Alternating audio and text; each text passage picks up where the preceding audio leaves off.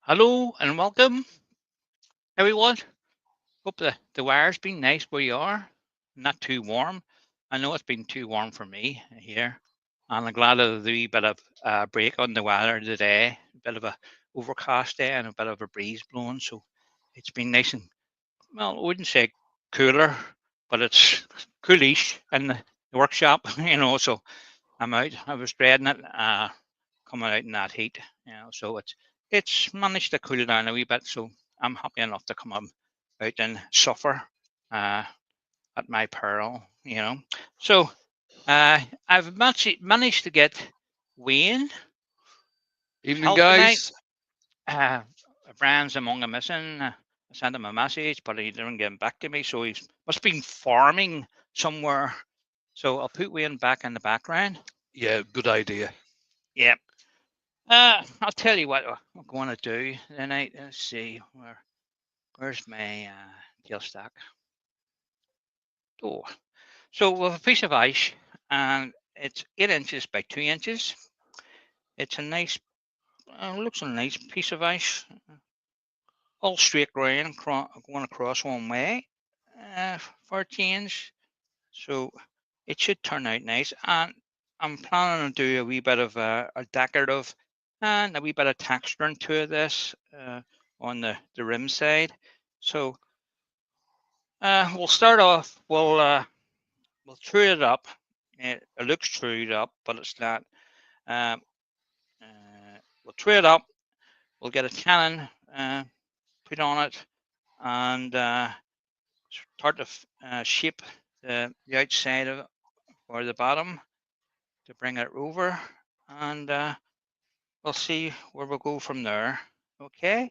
So while I'm doing that, it looks like Wayne's going to be the one that's taking the lucky stroll tonight because there's nobody else to do it.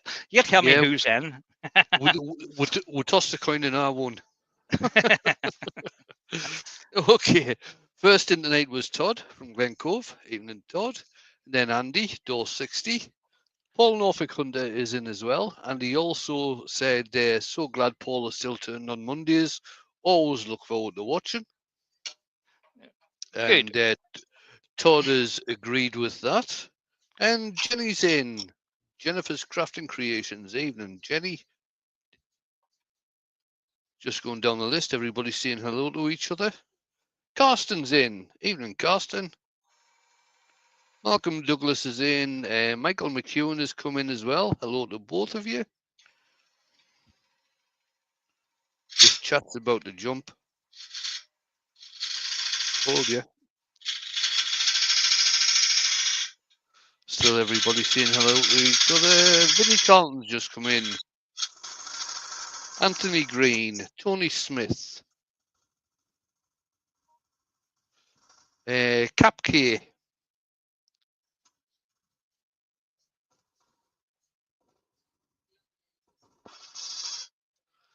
And people saying hello to me. Good evening to everyone.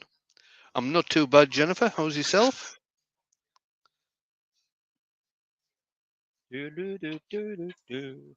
Haley's in as well. Good evening, Haley.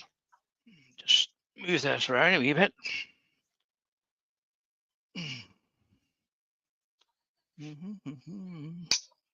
And Paul Hoyton's come in as well. Never remember if I pronounce his name right. Nigel Harvey is in. And I think that's about me for the moment, Paul. Well, welcome along, everyone. Thank you for coming in and seeing what I'm up to tonight. Oh, and Dale's just come in. Then he said she's not too bad. She's just lacking motivation. Oh, yes. Tell me about it.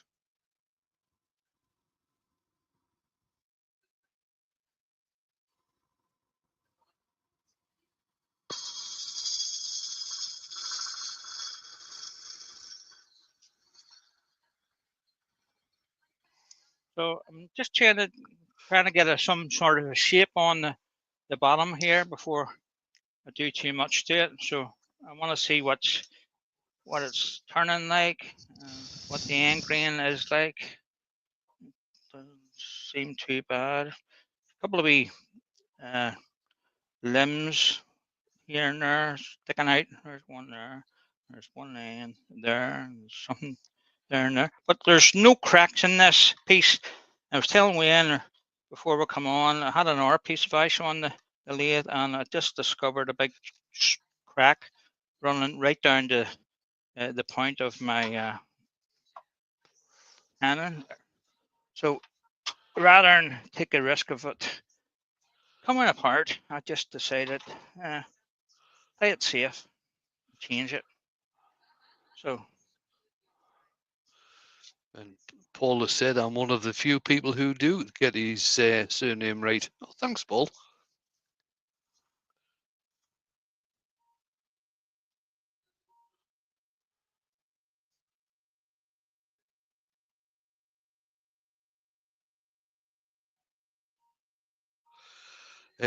Paul Norfolk Hunter said, for motivation, just have a go at something you've never turned before. Give it a try. Oh, right. That may be a bit difficult.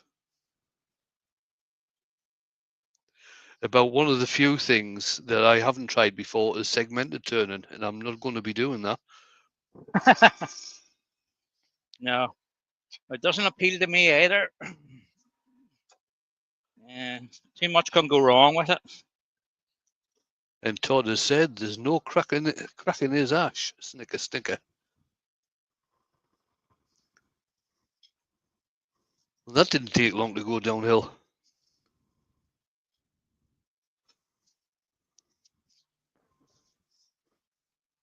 So that's my cannon for him. So I want to just clean the bottom off this up for our foot where it's going to be sitting on. So a slight bevel in towards the center so that it doesn't wobble. And when it's so our foot's going to be about there. I say there where the pencil line is. We'll just shape the rest of this round now.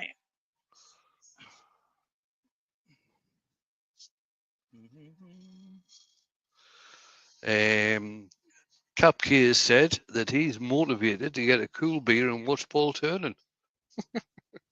That's the way to go. Is that internal motivation or external motivation? Todd has said that he does segmented turning for charity bowls. Very easy to do, side grain turning. Matt Ibbotson's just come in. Evening, Matt. Hi, Matt.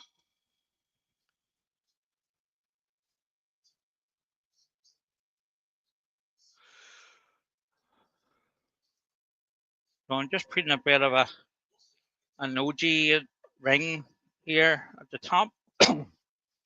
Trying to make it look like it's meant to be there. Just undercutting this part here, or just to make our foot doesn't have to be that deep. It's just a more or less a nice shadow line underneath the bottom.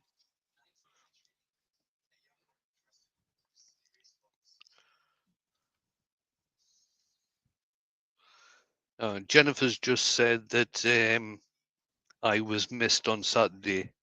Wayne Gilbert, that's Wayne Bigfoot Woodcrafts, who lives down in Sheffield, just about every year has a makers meetup, where obviously it's people from the UK that turn up for it, and it's usually a very good thing to turn up to. He has it at his house, puts on all the food and drink and everything. Ooh, And nice. it's really a good thing to go to, but I wasn't able to make it this weekend. Al's just come in. Hiya, Al. So I'm just using the small round nose scraper here to give me my curve for that. Tidy that up. Now, Carson said segmented turning is a lot of work, but the actual turning is a wonderfully smooth experience. No end grain to deal with. Now, don't get me wrong, Carson. this is a personal point of view of mine about segmented turning. The segmented turn that I've seen out there over the years is absolutely beautiful. It really is. Carson's asking if I've tried turning the Chinese ball. No, Carson, I haven't. I don't have the tools for doing it, and I can't be bothered to make them.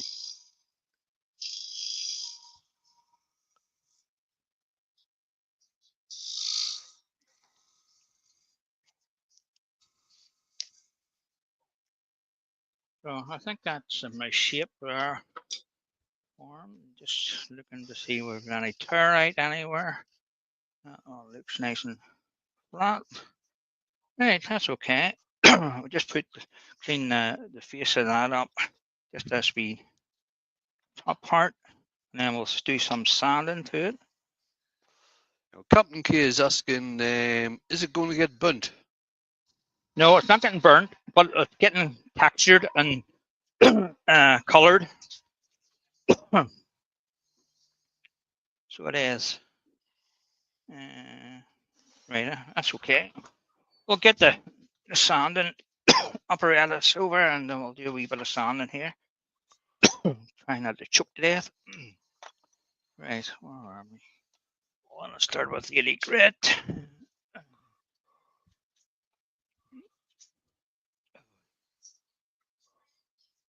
So it's been very warm here. It's been warm everywhere in the UK. Has anybody found it too warm? Too warm. Too warm for sleeping. That's the only thing. Yeah, I think our dogs certainly found it too warm.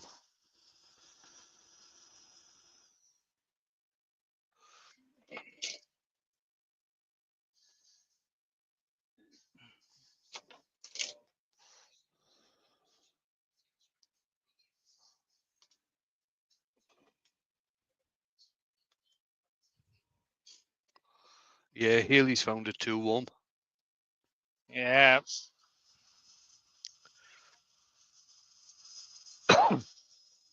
Like I see the sunshine, but when it gets too warm, it's just unbearable.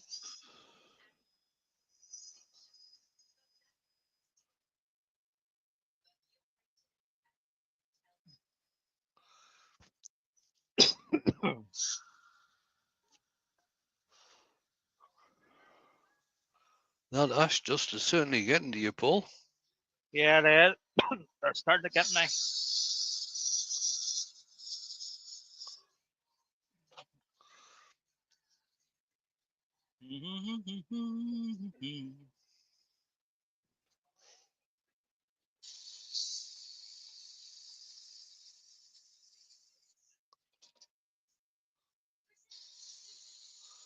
Yeah, Matt Ibbotson has said, yeah, too warm for him.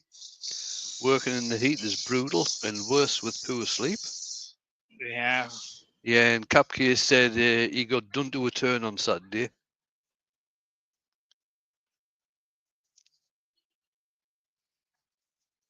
So it's a good idea to stop the pace and have a look before you move on to the next grit, because you find yourself getting right down to 400 and you notice a nice wee mark in it, you're going to have to start again. So good job. Good practice to stop and have a look at it. So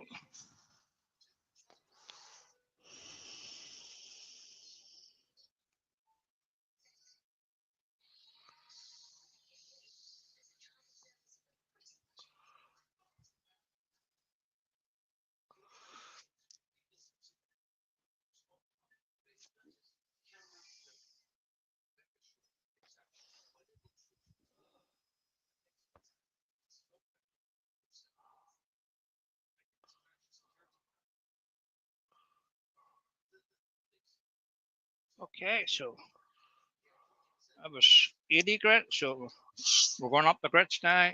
120.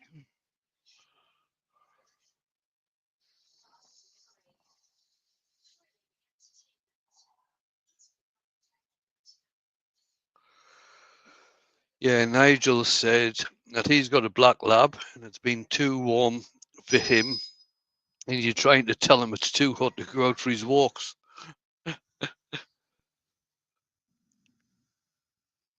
Somebody giving off about people walking their dog in that hot weather. Yes, Sure. Yeah. I mean, I'm pretty lucky. I've got a back gate out onto a farmer's field, which has not long been cut. So basically, they're not on any pavement or anything like that, and they just have a bimble about for a wee while and then come back in.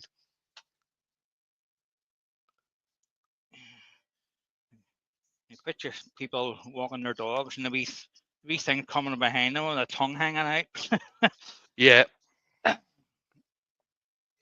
You can see the point, like, but as long as they're not going too far.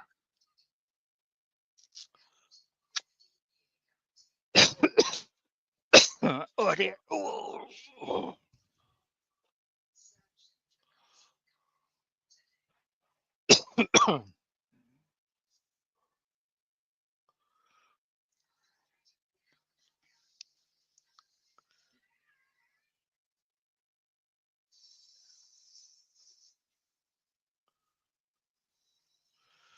Right, Todd said, what do you all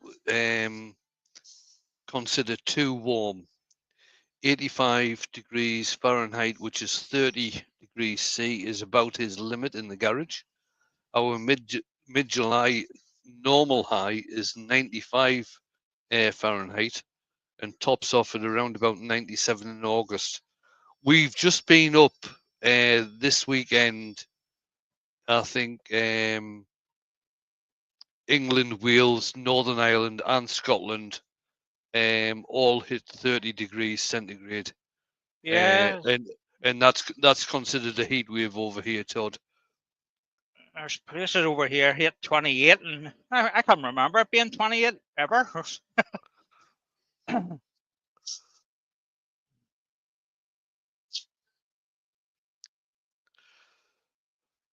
28's too fat for me, but 21 would suit me. Yeah. With a nice wee breeze. Michael McEwen put a message in there, but I think he put the wrong temperature in.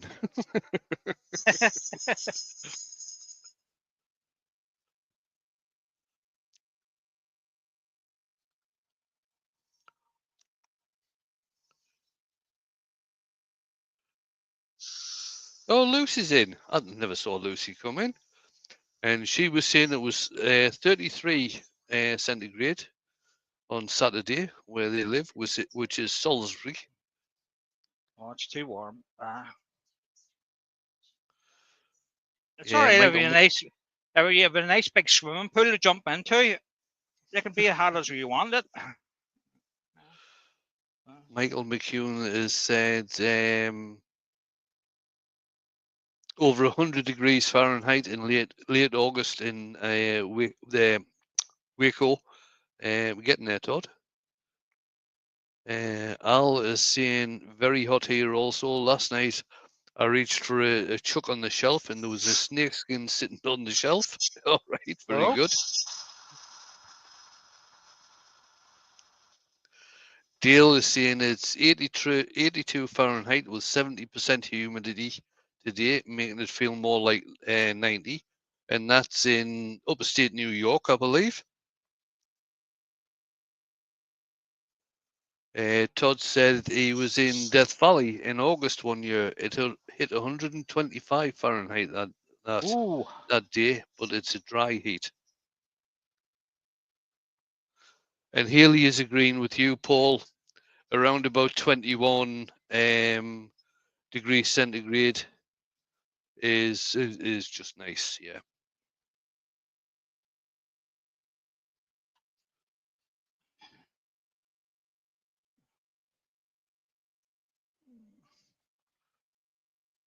Okay.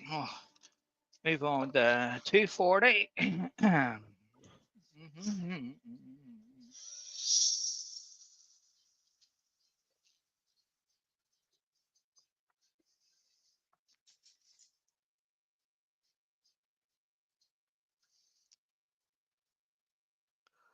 And Roger Kent's come in. Hi everyone from a very hot and humid 93 Fahrenheit, 34 centigrade in Tennessee.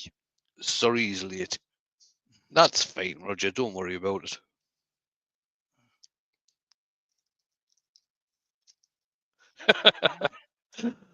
Lucy said that she went and sought refuge in Tesco. Yeah.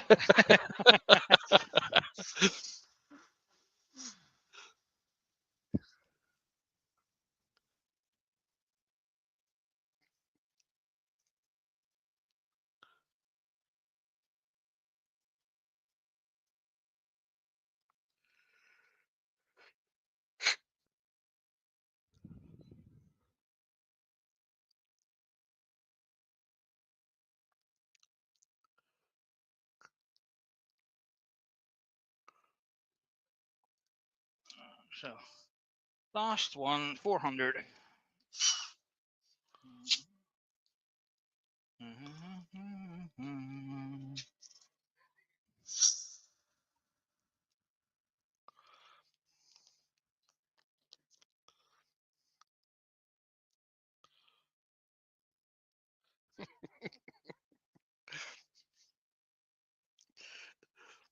Paul Hundred said, just to preempt the BBC gaslighting you in the coming months, i.e. autumn and winter, the new normal will be cold weather.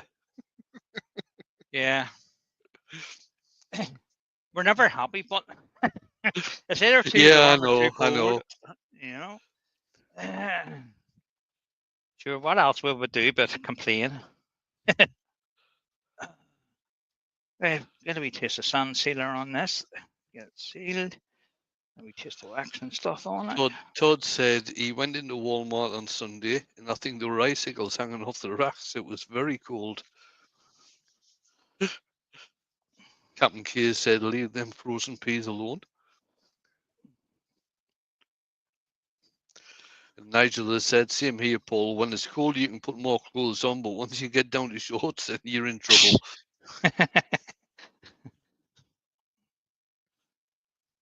Yeah, Lucy said, I walked in, this is going back to Tesco's, which is a supermarket in the UK, by the way. I walked in and my sigh of relief was audible. The security guard chuckled at me and said that she wasn't the first one.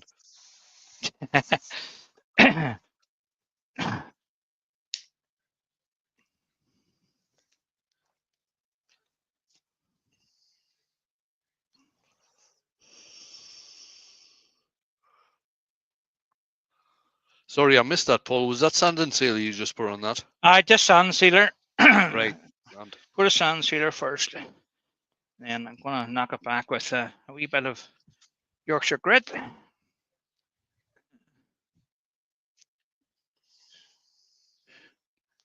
And the tin is looking very melted. It is, isn't it? Robin Broadwood has just come in. Oh, Boltwood, sorry. Welcome along, Robert. Right. Put that out of the way. I'll rub that in for a couple of minutes. So this is just an abrasive paste, everyone, in case you haven't seen this before. And it's not a finish. Even though there's a wax in it, it's not a finish. So you must have, the idea of it is to cut down the dust on your sanding. So you'll take any wee fine marks out, but it won't take anything major out. You'll have to go back to the sandpaper if you've got wee marks or something. But this will help cut it back from 400, just to take those wee lines out, and you see where your last sandpaper's left. And Rob from Copper Owl's in. I didn't see him come in either. Hi, Rob. Welcome along. So the idea is you're meant to give it about 15 minutes, right? And due to demonstration, you don't have 15 minutes. When you're in your own workshop and you're doing something like that, you want to spend the right amount of time going through it and let the Yorkshire grit do its, or True Grit, whatever you are using, do its job. And it will you will get the benefits from it if you let it.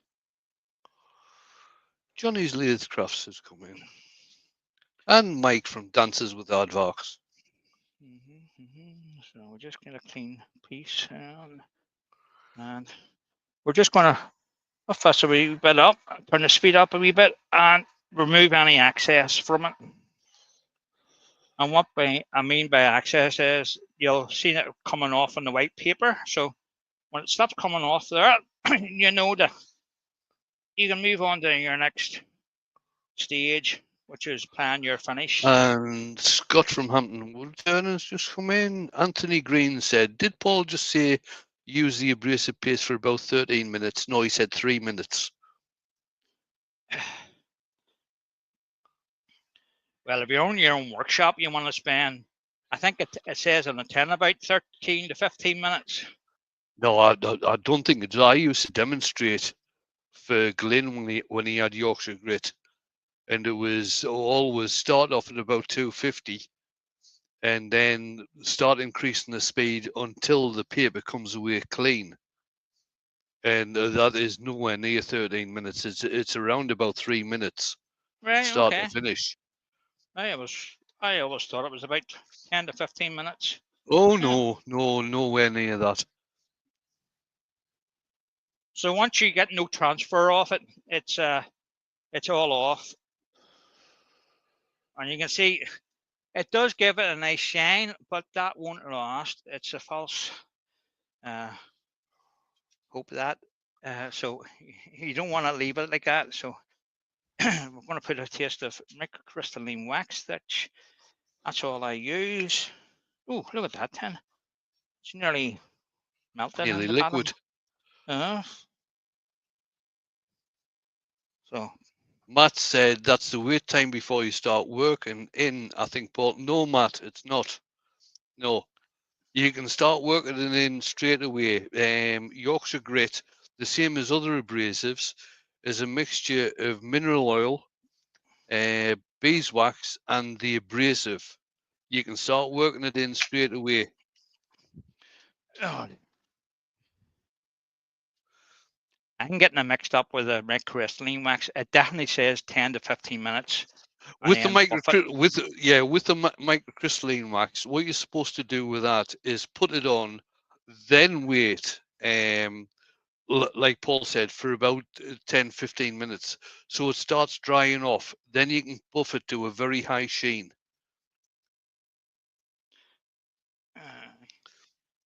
And what you're doing is buffing the solvents off in it. So that's quite looking good there. So we'll pump it up to 2,000 revs and we'll just get a light buff over. You don't want to apply too much pressure, creating friction, creating heat. You don't want to do that, or you'll melt the wax again. Keep it moving.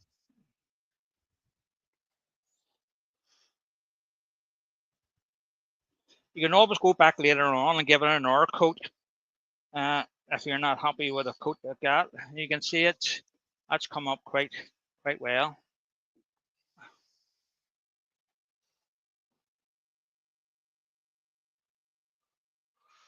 It's looking good, Paul. Right, that's that done. Oh, we'll get it turned around and see what we're going to do at the front.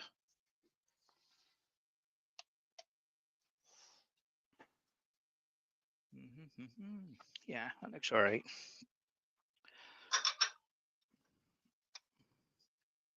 Oh, hang on. It's on the warmer screen. Keep forgetting. Keep forgetting.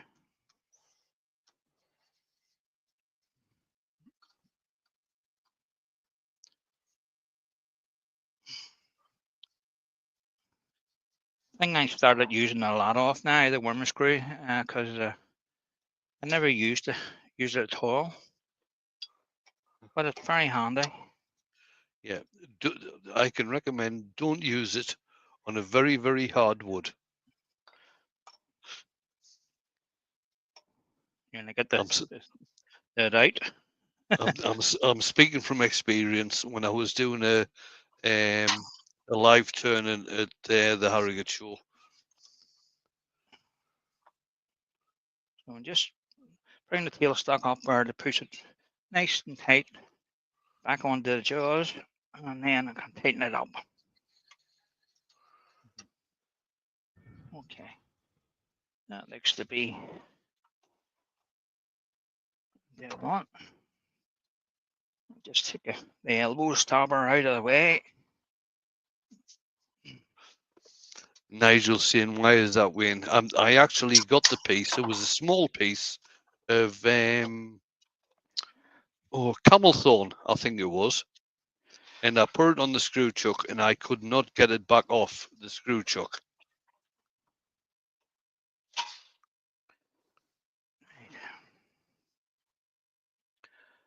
So, what am I going to do with this, Paul? Well, I'm going to put a border around it, so literally it's going to be somewhere there.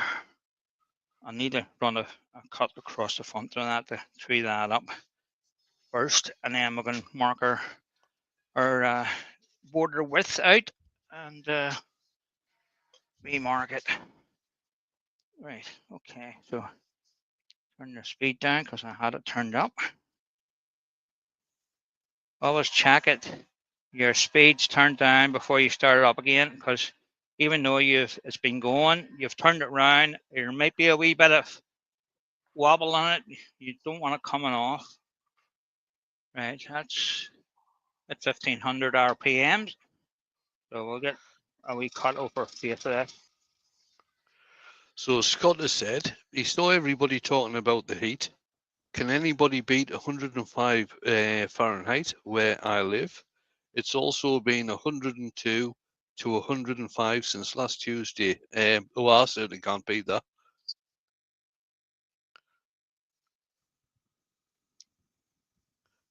And Carsten has said, if you have it, a machinist's vise is very handy for removing a stuck worm screw.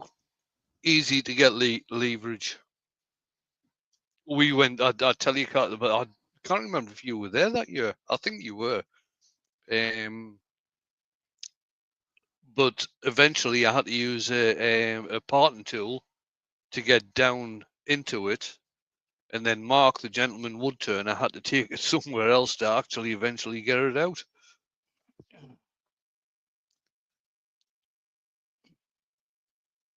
I can't remember if Hilly got that bowl or not, to tell you the truth. I'm just going to sand the outside of this wee bit because we're going to be leaving a wee small piece at the front of it, and the rest is going to be textured. So I want to sand it. Yes, it was Lucy. That was Harrogate.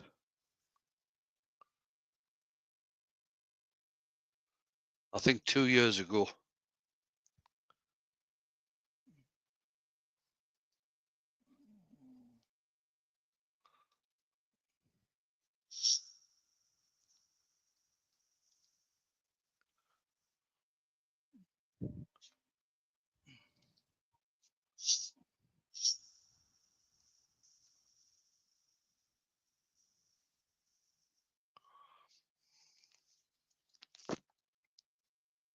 Oh, I think that will do that because most of that's going to be textured, but we'll put a wee bit of sand sealer on the rim of that just to make sure it's protected. So it'll be hard to do it later.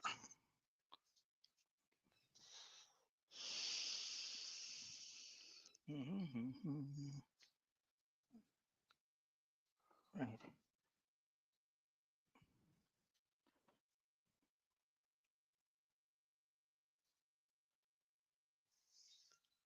Anthony Green said his drive centre got stuck. Had a devil of a job to get it out. Sadly damaged the drive a bit as well. Oh, that's nice to hear, Anthony. Yeah, I had a reducer from, is it on your, what's the normal size? 2 Morse taper, 3 Morse taper to 2, and I couldn't get the thing out of it. That would have been a 2 Morse taper to 1, I think, on your lathe, Paul. No, I'm not in this one. All right, okay. there was a 3 Morse taper on it, and I had one of the reducers bring it down to 2. And could I get that out? I tried everything. I froze it, I burned it, and it still wouldn't come out. Haley saying she didn't get that one. Oh, right. Maybe I give it back to the people who supplied it, who were just across the aisle from us. Did you not buy a piece, though, from them, Haley?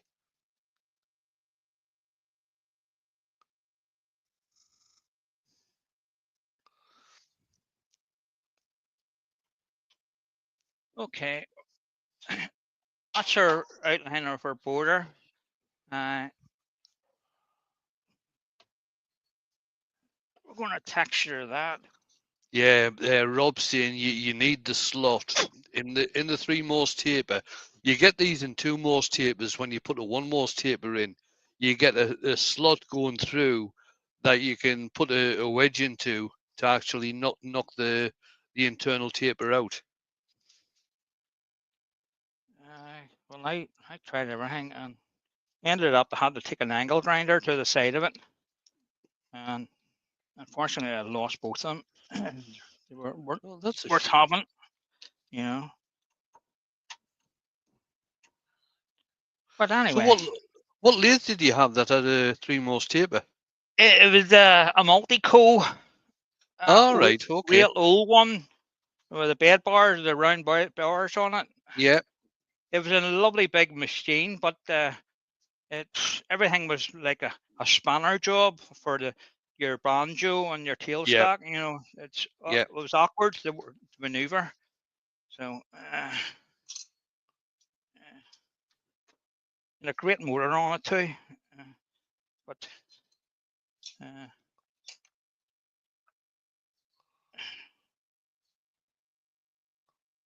I done my job, you know. So I'm just taking this off to put it on the jig here to let me work at it.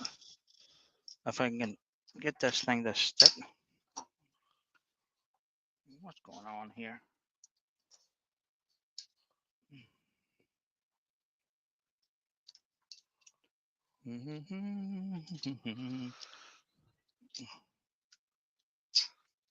Oh, there's it there.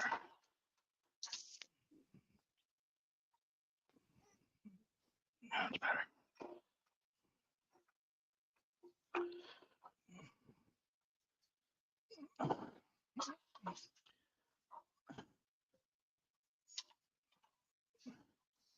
So, look at it so I can work on it, and you can see it as well. So is that the carving jig you've got on there? Is that the Simon Hope one? Yeah, it's a Simon Hope one. Good friend of mine, Paul. He bought 2 of them. Then I don't know why he bought 2 of them, but I bought that one off him.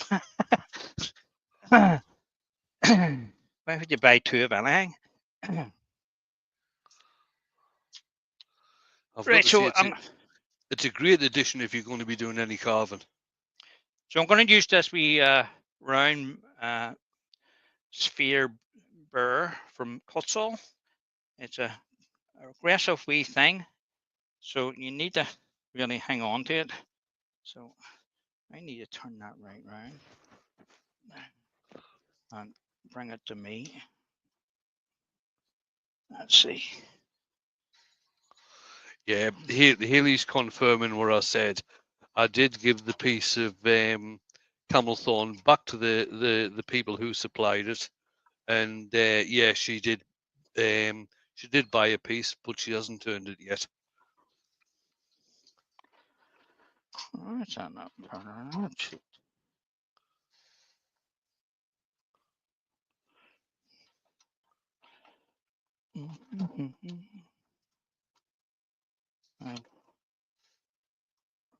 Just go with that.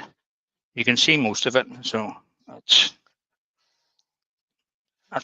fair. Right. So this thing has a habit of wanting to pull away on you, so you want to be careful.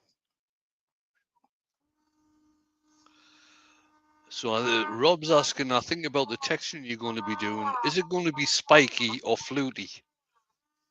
It's going to be like fluty, you know. It's just the wee indentations of the burr itself. It's not going to be spiky.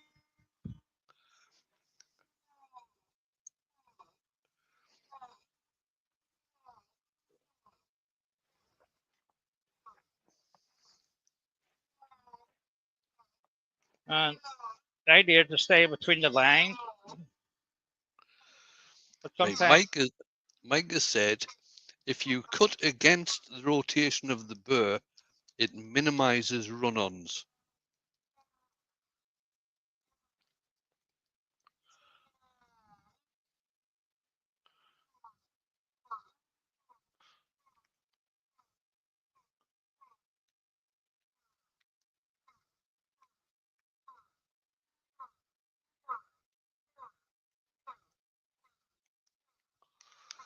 Michael McEwen has come back. He had to go and help his other half fix lunch.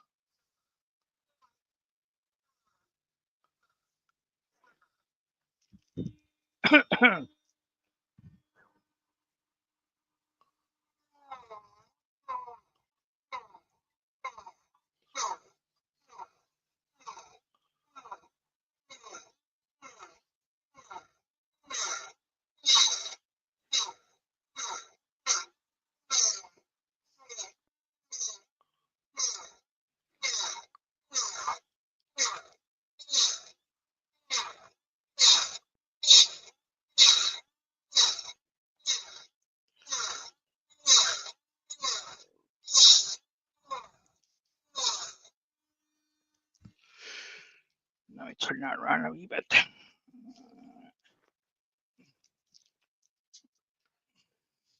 And you just So pop the idea is, that bottom half's just gone out of the camera, Paul. oh, hold on, I'll move the camera. There. So the idea is to make it random as possible, not to give it any sort of pattern. Which is very difficult to do. Yeah. MB Woodturning's just come in. He's saying, evening all, he's just finished work. Welcome along. Robert said, is it hard to keep a consistent depth from start to finish? It sometimes is. Yeah, it is. But if you start to do a lot of texturing, it does get easier. And Paul is saying, I often get burn marks. Is it because he's going too slow or too fast? I think that all depends on the burr that you're using, Paul. Now, Paul is using a very good burr here, what he's used from Kutzall. And they are very, very good burrs, and they don't tend, I'm going to say they don't tend to leave burn marks. And then Paul's going to start doing something, leave a burn mark. Well, there's no burn marks in any of that yet. There's not. There's not.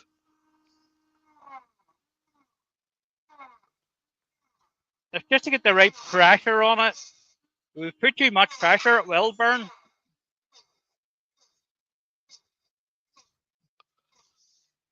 I don't know if you can get that burr close to the camera, Paul, just to see how it's made up. Stick your hand behind it. Oh, bring it down a bit. Down, down. That's better.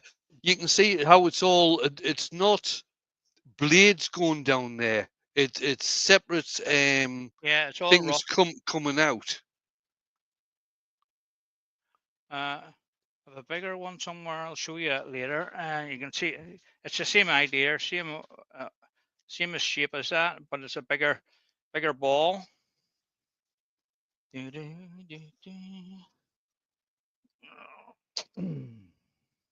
Yeah, Mike said it tends to burn more in end grain. Yeah, I'd probably agree with that, Mike.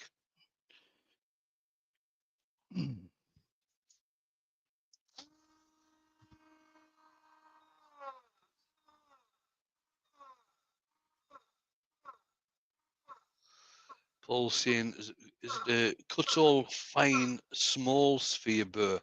Now the thing is, Paul, with the Cutsall ones, it depending on how fine or not they are, they have different colours, I believe. I think Paul's using a yellow one there, which I think is classed as a fine one, I believe.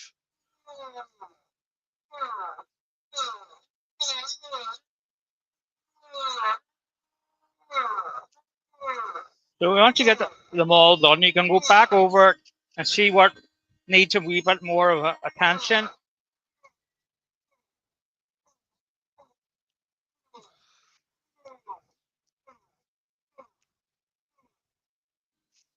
I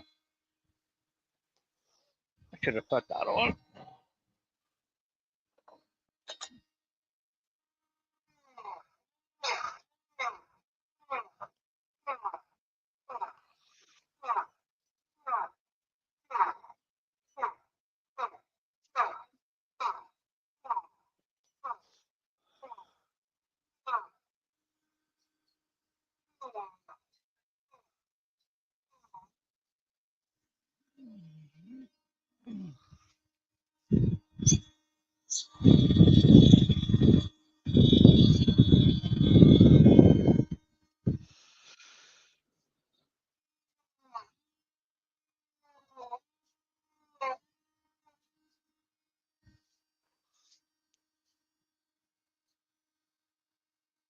Just looking over to see if there's any big places in it that didn't get the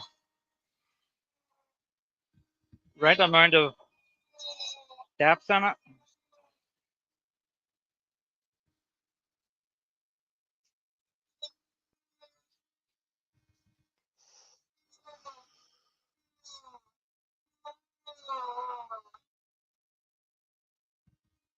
That looks all right.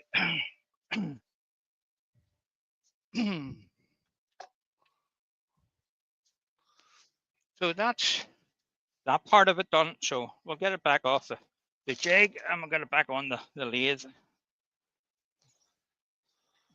And these jigs are so handy because you can leave it on the chuck and you're not taking it off, and you just swap it back again, back and forward.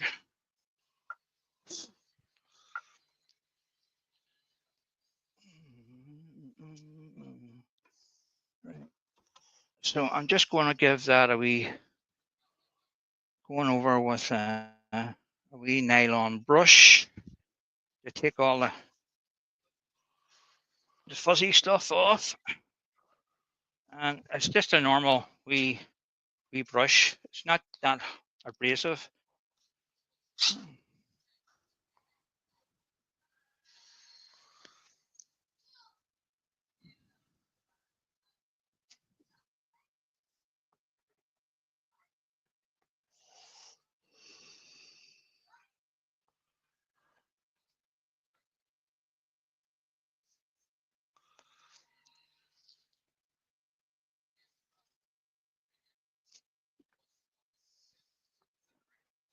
Okay, so I just noticed a wee bit of damage to the outside of that, but that's all right. I can fix that. Come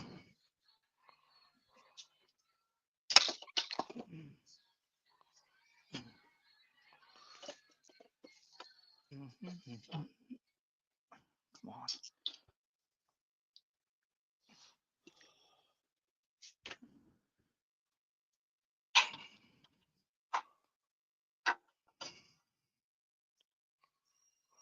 So I just marked that with the grinder there, and I didn't realize it was biting into that, so we'll need to tidy that up. We'll just use a skew. Oh, it's flat.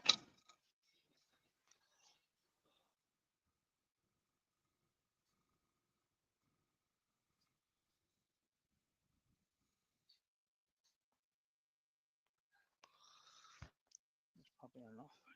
Let's see. Yeah, that's plenty. So I want to make an RV line here. the distinguish between the bowl part of it on the rim.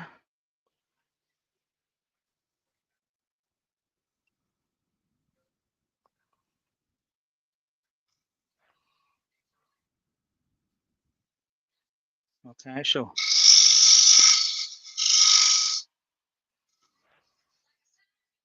that's going to be the bowl part of it. So what we need to do now is just give it a wee dusting off.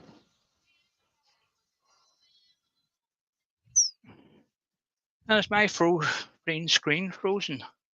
Everything everybody's frozen. No, you still going okay, Paul? My screen's frozen. So it is. Well, it's certainly not here. I don't know about anybody else, although I haven't seen any chat for a while. Let's see what's happening. No, it's nothing happening on my end. Let's see. Let's see if we can get it back. Mind you, I don't know what it's like on YouTube. I'm still on.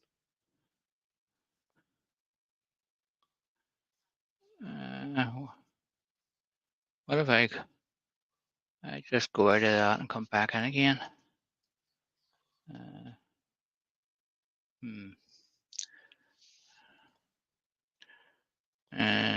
Let's see. Yeah, everybody's saying it's not frozen here. Mike said it's not frozen here. Todd said it looks okay.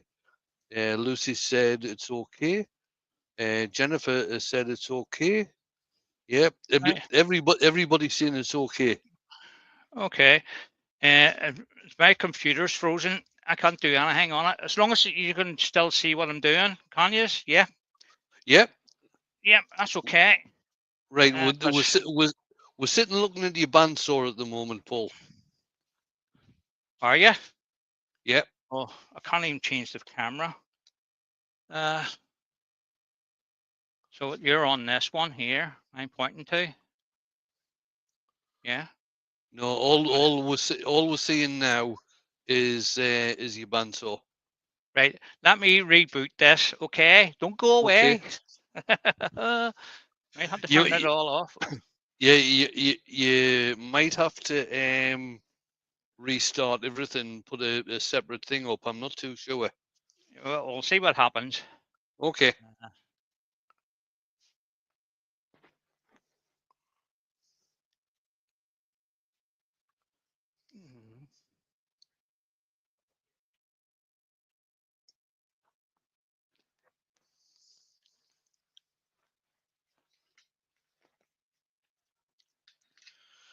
Bear with us, everyone. We'll see what happens.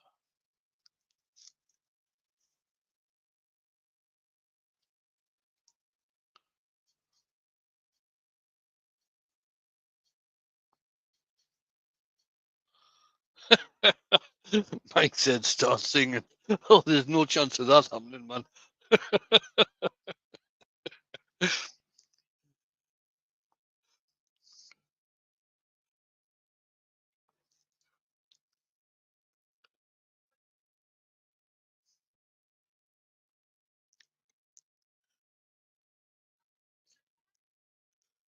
Oh, I'm on by myself now. Oops. Right, guys, what's everybody been up to?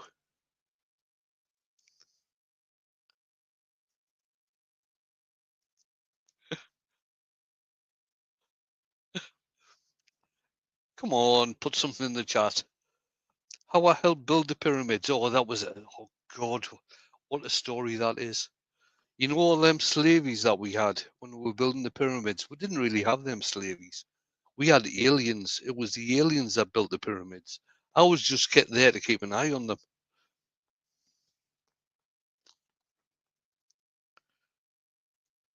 Oh, Cupcake got a new drill on Amazon today. Amazon Prime today.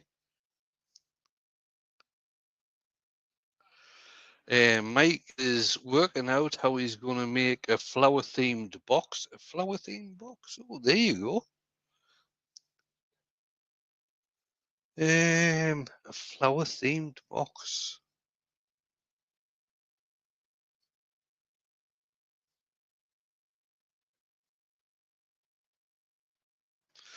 Tulip shape.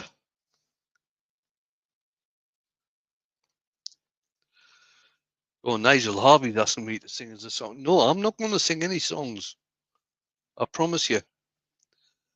Oh, Mike's got a plan. Come on then, Mike. Let's hear it. Carsten hasn't been near a lathe for months. A week from now, he'll get 10 to 15 full days of standing in front of one. Bliss. Oh, nice one, Carsten. Oh, I meant to ask Carsten, how's the plans for Japan coming on? Are you still popping over there in November?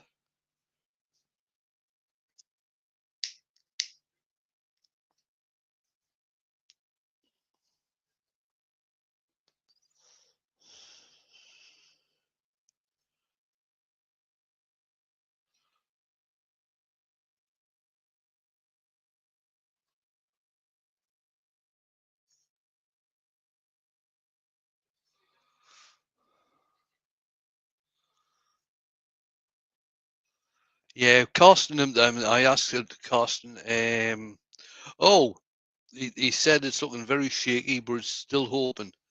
Yeah, I asked Carsten a while back, there must have been at Harrogate, if he was going to be there this year, and he was saying that he was hoping to have a trip to Japan this year.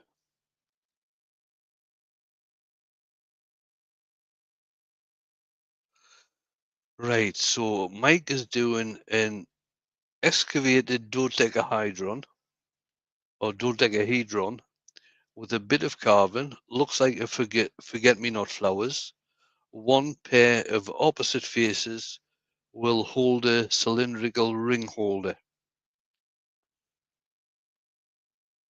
I've got to say, Mike, as soon as you start explaining things, my head just gets lost. It really does.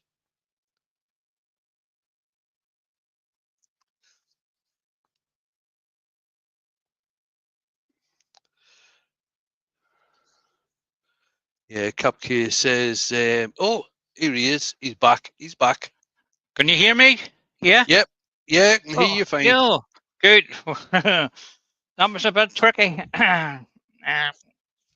No, the computer froze up there, so must be the All right. heat. Okay. So, No, we just had a bit of chat. I refused to sing. A couple of people asked me to sing, but I refused to sing. so I'm going to use black gesso to paint the or textured bit. So I like this stuff because it dries right and quick and it's nice and black. So I'm not too worried about getting it anywhere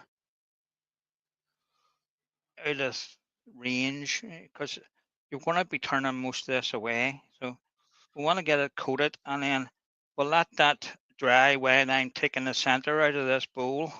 Yeah, And then the good thing about black gesso is that it dries very, very quick. Yeah, and it covers everything.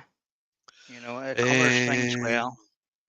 Lucy's saying that they're off to Costa del Lowestoft for the summer holidays.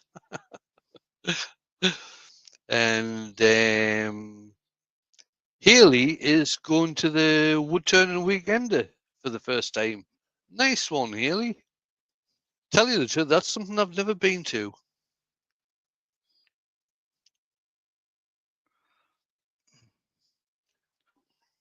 So just get this. Malcolm Douglas has just turned an off-centre ball from Brown Oak, and he says, "Boy, that was hardwood." Uh-huh.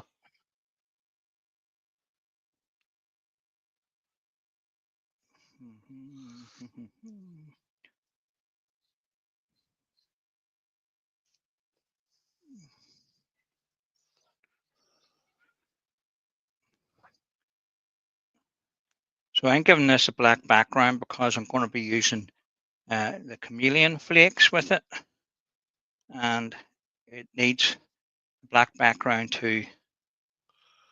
show through, you know, to get the to true highlight them. Yeah. highlight it. Haley has said that she's got a big brown oak burr blank to turn. Haley, make sure your tools are very sharp and be prepared to sharpen them often.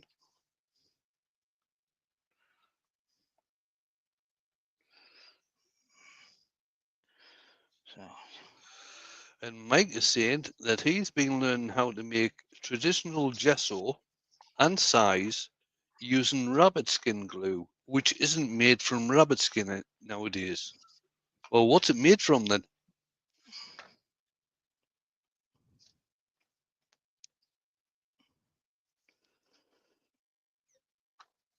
I'm just going to wipe the excess off this. Just spin that on a wee bit.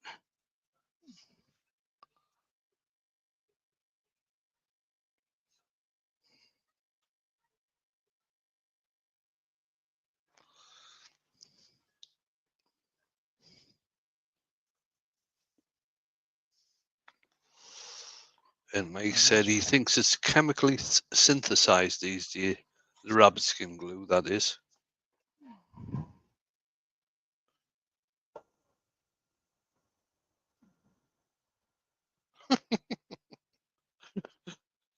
Michael McEwen has said, on the weekend, I turned a very expensive flying platter, took out 2 light fixtures and a glass cabinet door that's been in flight. Oh, nice one.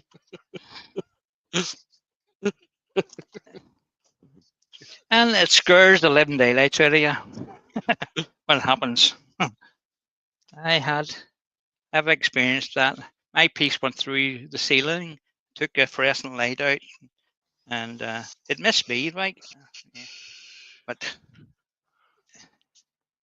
it can be really scary when it happens like that. Right. We'll let that dry, and we'll take the center of this out.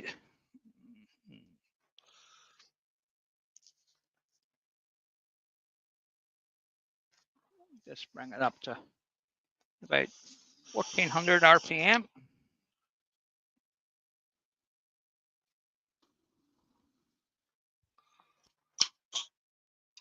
Mm-hmm.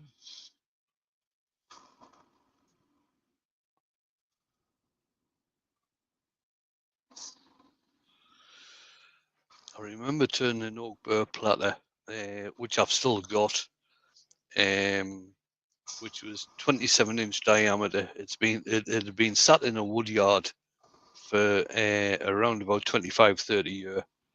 And I turned it on my big lathe, my VB36, and every second pass, I had to resharpen my gouge. That was an absolute nightmare.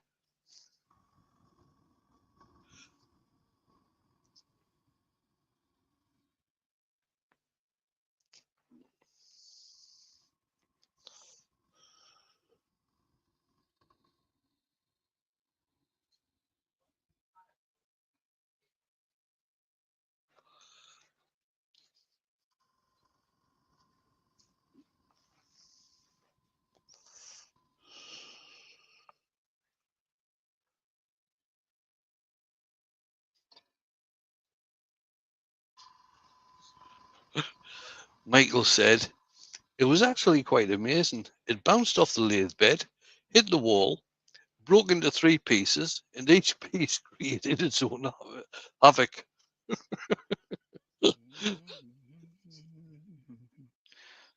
Did he not have a camera on, Michael? I would love to have seen that.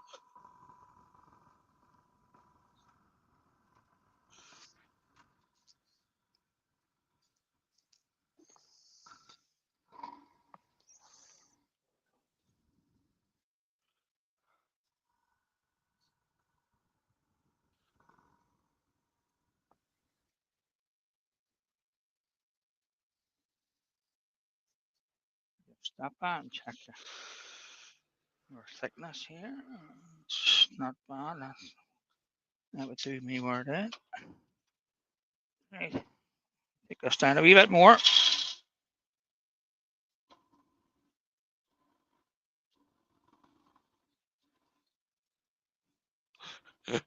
Michael said he would love to see it himself, but he was too busy cowering to watch.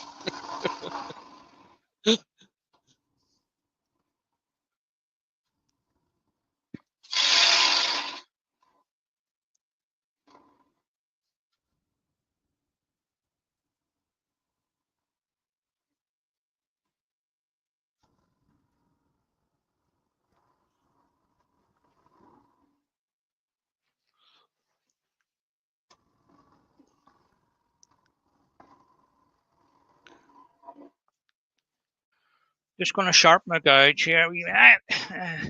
It's a wee bit on the blunt side.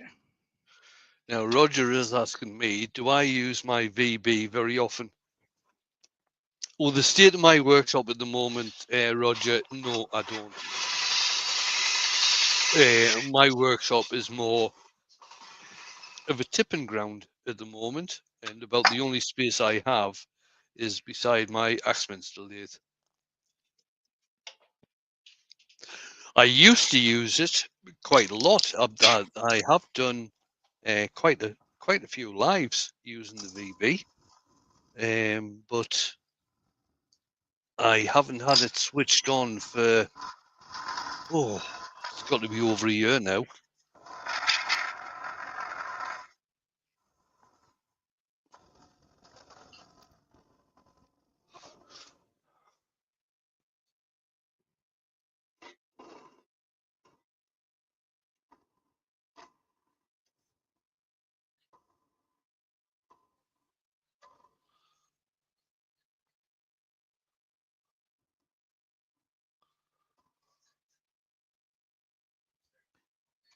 I'm going to check the depth in this. You know, like you get that feeling, and you're Yeah. approaching the danger area. Is it a bit close, or are we okay? What's happening? What camera am I on? That's that much. Oh, well, the overhead's not working. What one is working? I'll just go back to the tailstock. I've about a quarter of an inch, so we'll clean that up in there at that. We'll get the large nose ring scraper on that and tidy that up. Last thing we want to do is go through the bottom. So we need to raise the tool rest. This is negative rake, just a normal. It still needs up a wee bit.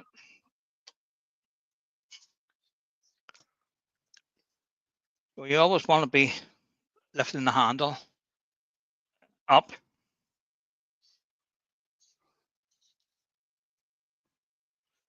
Going back to what Roger was asking me about the VB, the thing is, Roger, with the VB, I might not use it very often, but when I need it, it's there. If I want to do something very big, it's there. Yeah. Mind you, if I want to do anything very, very small, it's also there.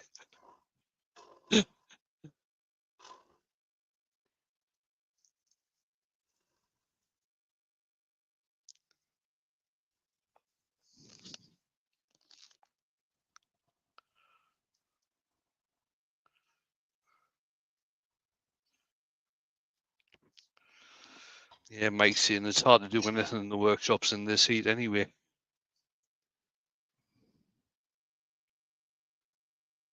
And that's not too bad. That's not looking too bad there, Paul. No, it's sanded up. It'll sand up nice. I don't want to go any further.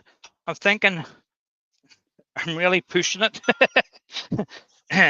Knowing that you get really close to it, and you're thinking, I don't have an awful lot of room left. Haley's saying she's never seen me use the VB, or in fact seen it. You'd have to go back a good few years into the my history on YouTube to see me using the VB Healy. So we'll start off with the 80 grit. We'll turn the speed down to about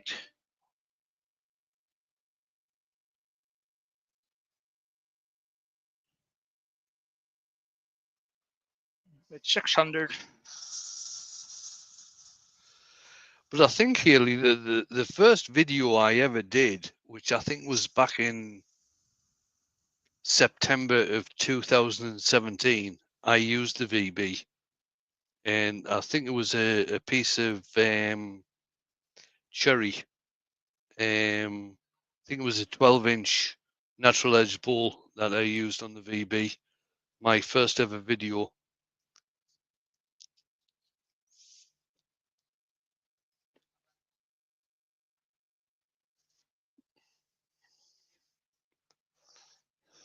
Just checking the end grain, make sure it's okay. Just needs a wee bit of work on this round because you can't get the sanding pad right round that edge there, so we have to do it by hand.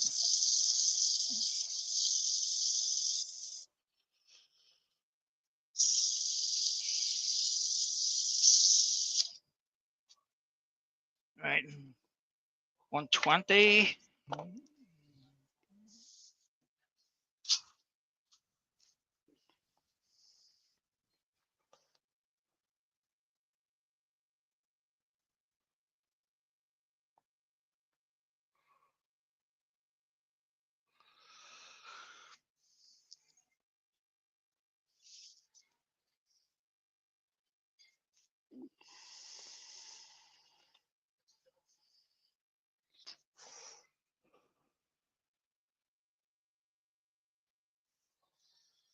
Couple of wee lines there. Mike is asking, is this bowl going to get the chameleon treatment? Oh, yes.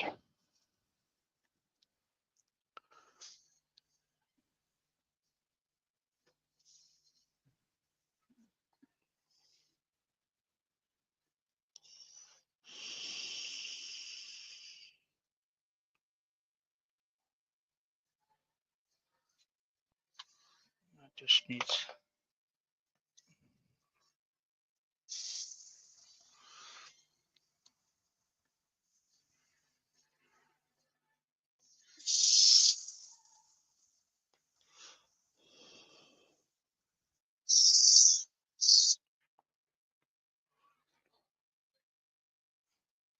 I was getting a wee bit of transfer of the black on into the green there, so I had to lean quite heavy on it to get it out. That's that. So up to 180.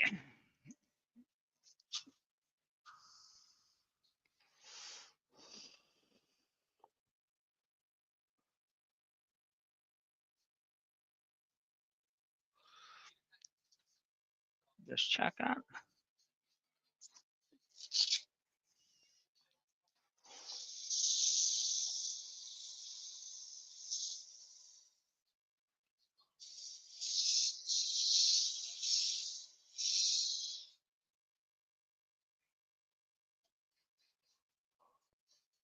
Yeah, that looks good.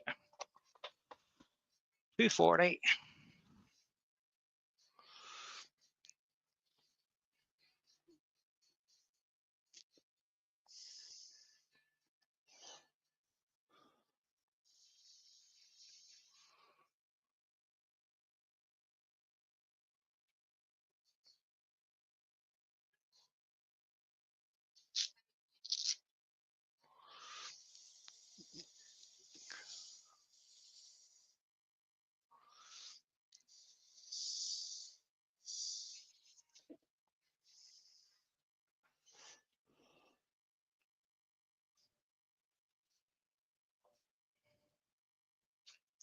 $320.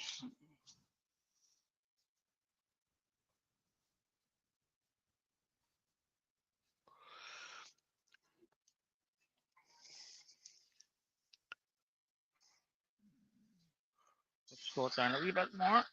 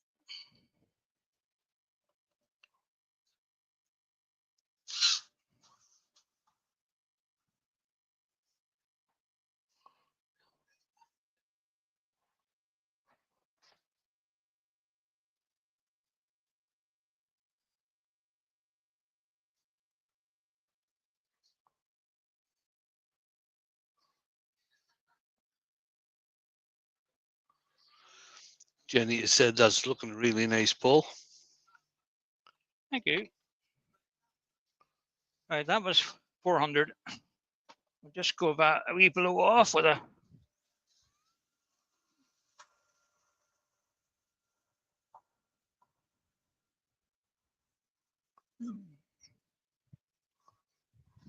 turn that off.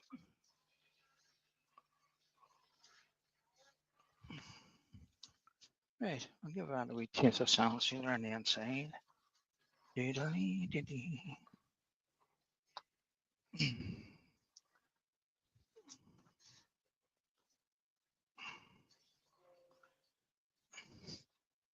Just be careful with the sound sealer when you're putting it on, because it'll take the black off, no problem.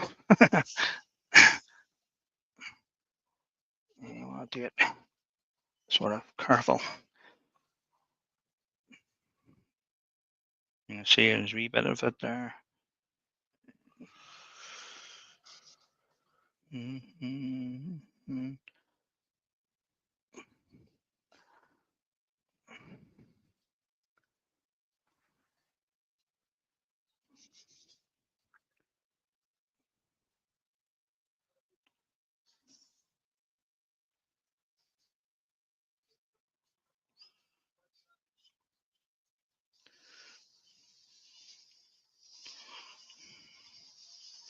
It's very dry, that ice. So it is. Very, very dry. Right, we'll give it a wee taste of Yorkshire grit.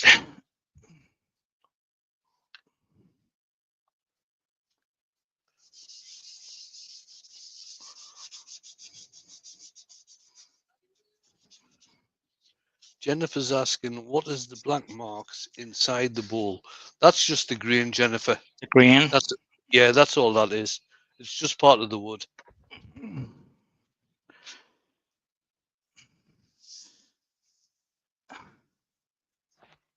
I think it's because I could see it on the outside of the rim. There's a wee limb going through there. Maybe that's part of it.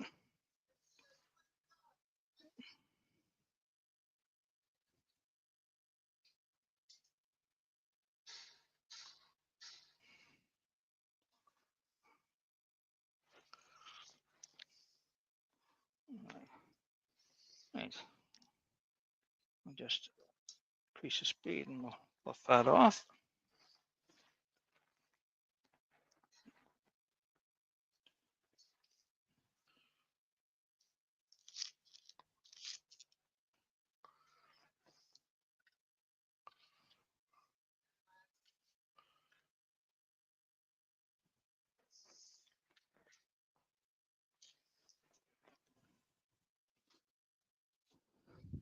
Right, let me test the wax on that, and then we can get to the chameleon part of it.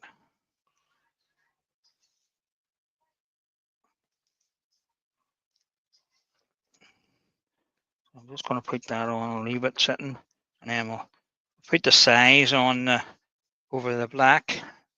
It takes a couple of minutes for it to dry before you can apply the chameleon flakes. So it wants to be tacky.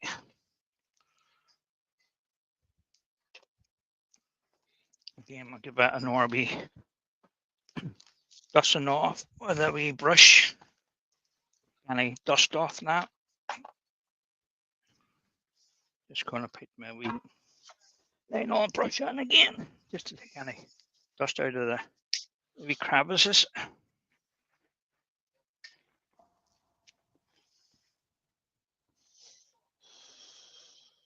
There, that should be enough.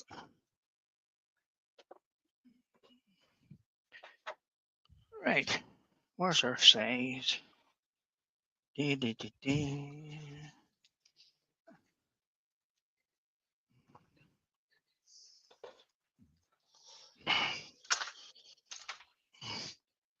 And this is just ordinary metal leaf size. Yeah, for those of you that don't use, the size is generally used for gilding, for using the likes of gold leaf and things like this. But it is very good for using Emma's chameleon flakes with. Yeah. So you just want to paint that all on. It goes on white and it'll dry clear when it's ready for the flakes to go on. It's not hard to do.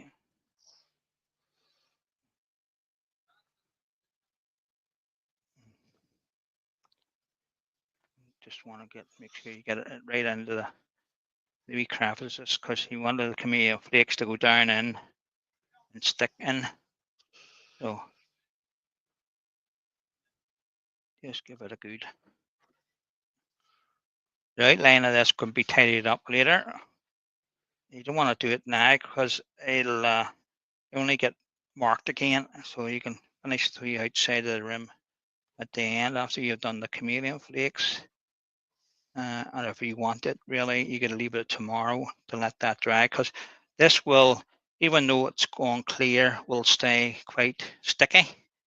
And you don't want to touch it until it's properly dried. And to tell you the truth, it always seems to be a wee bit still sticky after a couple of days. I asked her about putting lacquer over it, and she said no, because it takes the effect off the chameleon flakes, the color shift in it. It dulls everything down. If you put a lacquer over the top of Emma's chameleon flakes, it actually dulls it rather than highlights it. Yeah. So as long as you've got the size on and you've got a good, nice sticky coat for it to stick on, you shouldn't have any problems with it. I've never had any bar with it.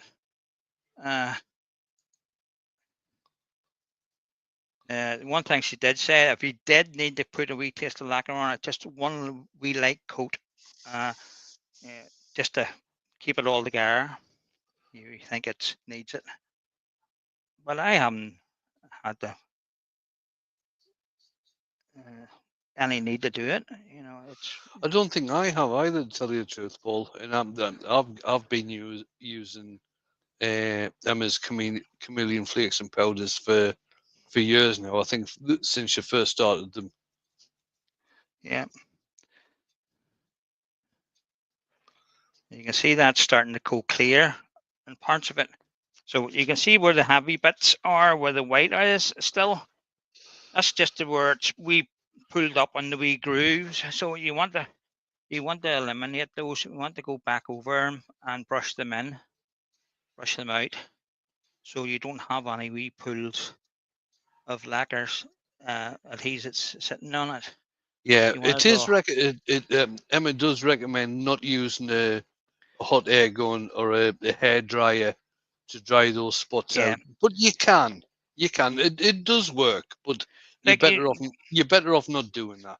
It's almost there. If you look at it, it's gone. So at this stage, all it needs is a few seconds for it to give it a wee tackiness, and you can always check it with your finger, and you'll feel it tacky. So I got a wee bit of stuff on that, so just rub that off. So what am I going to use? What color? Oh, let's see what I have. Have you got dragon? What color is that? That's like an emerald green color. I don't know what that name of it. There's no name that I can see on them. Is there no That's- names on them? Oh, right. No. The dragon one's usually a purpley blue reddy type of color change. Yeah, Lucy said she was thinking dragon as well. I've got to say it's one of my favorites.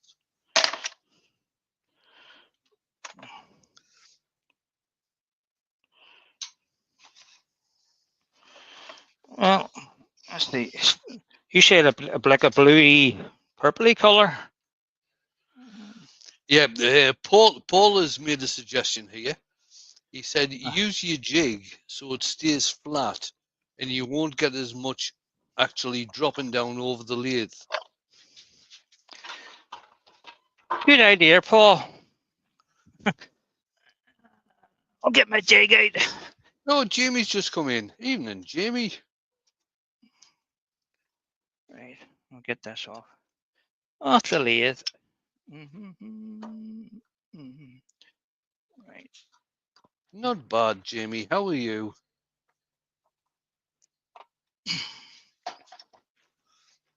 I'll have to get this overhead camera back in action. Nah, Oh, I forgot about that. I just dropped that there. This should only take a second anyway. This needs reinserted. But to tell you that's not a bad shot there, Paul, to tell you the truth, if the overhead isn't working. Just give me 1 minute, and if I don't get it right away, we'll go just what we'll have. Overhead. It's not the overhead. Take that out.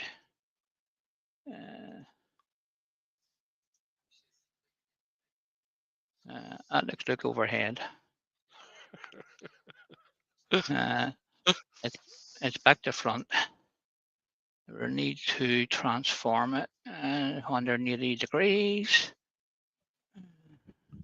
Let's see.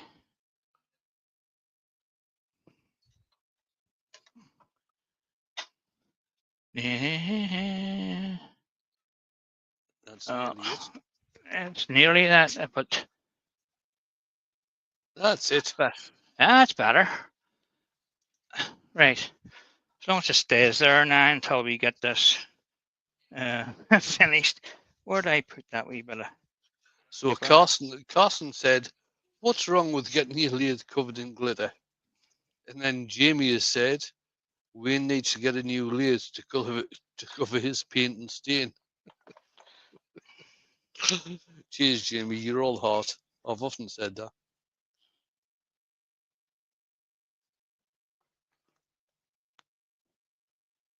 There's a name on this, but I can't see it. There's like a wee plastic film on it, and I can't really read it. It's like a greeny blue. We'll go with it. Yeah, it's greeny blue. I don't know if you can see it in that. It'll work anyway. It'll work. Where's my big brush? Where's my makeup brush? So that's quite sticky. Okay. So you get said brush, just bump it over, and it picks them up.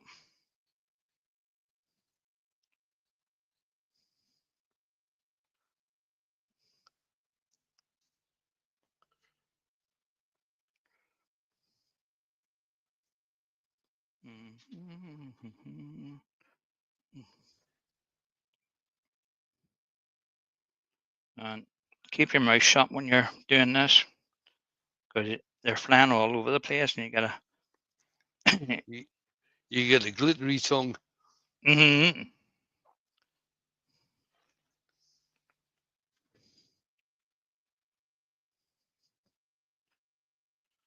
Mike has said, "I think the green blue is dragon." I thought the green blue was more of a purpley red, to tell you the truth, but maybe I'm wrong.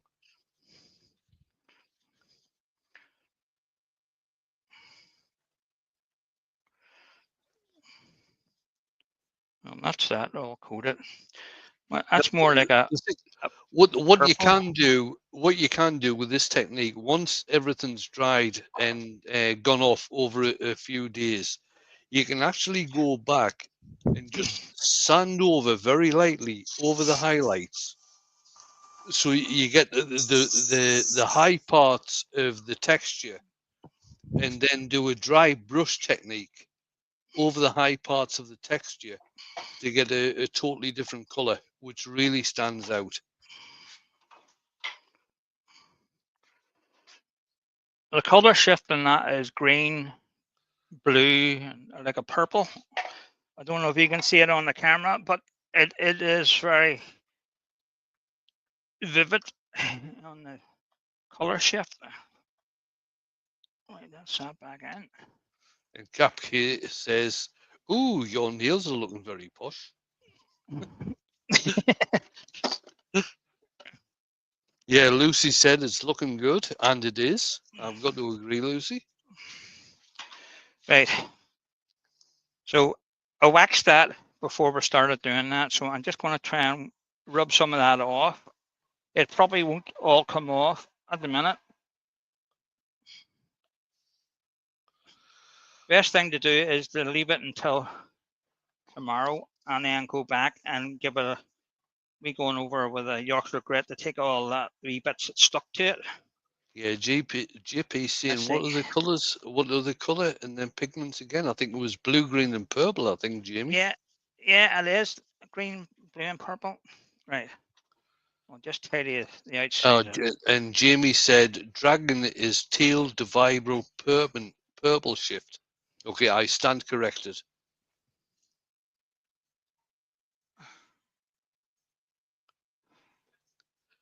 And Michael has said dragon looks to be purple, green, and blue, which I think what Paul's put on there.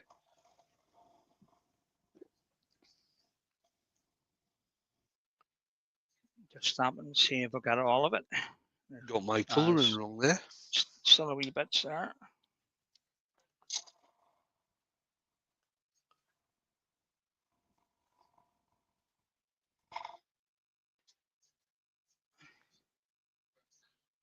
Right, that's the outside cleaned. Just do the inside. Just a wee small rim on it. Michael's saying he's looking at it under the light right now.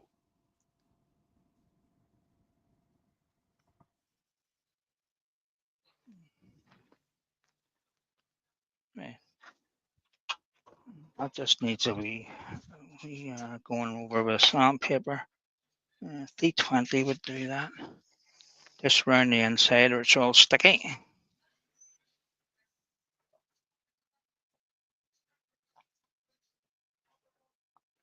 There is wax on this, so it'll not come off completely until I re-sand that. So, but I can do that tomorrow when that's nice and give it a chance to dry. You don't want to go touching it too much. Still got a wee bit of black in there. That there'll come off. That's wee bits of flake in that. But anyway, I'll take her off, and you can see the idea.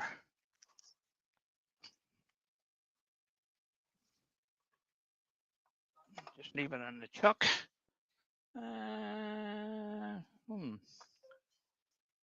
No. Maybe I'll just go with that one. So yeah, that's worked. That's worked very nicely, Paul. So it just needs to re-tidy up tomorrow around the inside. Give that clean. There's wee bits of sticky still in the inside of that, and the inside rim needs a wee bit going over it, and that needs a wee sand now, and we've had a finish on it, and that's ready to take the foot off. So I'll leave that till tomorrow and finish that up, and I'll put a picture up on Facebook to let you see the finished piece. Lots and lots of nice comments coming through there, Paul. You can see the shape of like a wee bougie to the top of it. You can just see it there coming up. So there we are. Let us see if I can bring you back in again. Oh, good. Where are we? Oh Well, there's my you. God. What's that? Dear me. There, there you are. Or let's see if I can get me in. Oh.